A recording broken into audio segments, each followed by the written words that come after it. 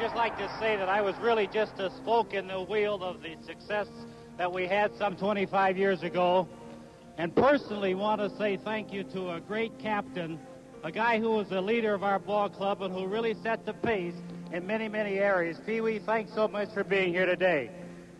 I would like to also say that I would be a real pleasure if Mr. Rickey could have been here with us today, but to the members of his family, my entire love and gratitude for the things that he's done over the years.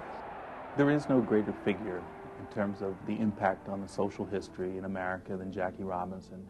In April 1947, when Jackie took the field for the Brooklyn Dodgers, not only did he integrate, break the color line of Major League Baseball, but he really broke the color line for mainstream America.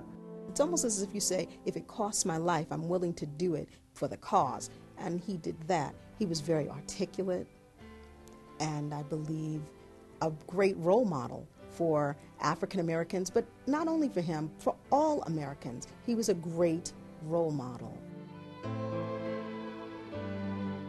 One of the fiercest competitors I ever saw, and I only played with Jackie just you know, in the Brooklyn days, and but you could see that there was that fight, that desire, you know, and the fiery spirit, and even at that age, he still did things that would make you sit and, you know, you'd open your eyes. You'd never seen things like that before.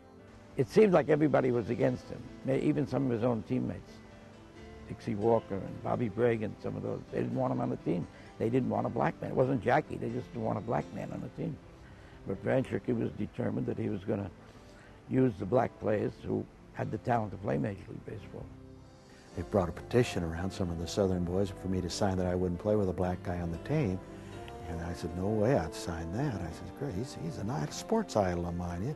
I don't care what color he is. He's a great athlete and a great guy. I think perhaps having Jackie, of course, was a catalyst on our team. I wish I had seen him when he was in his very early 20s instead of his later part of his athletic career. But he was a nice guy to just watch play. And then when he finally made it on his own, then he could be a little forceful as far as voice is concerned, too. He could get us in a lot of trouble every once in a while, let's put it that way. Even the great Martin Luther King Jr.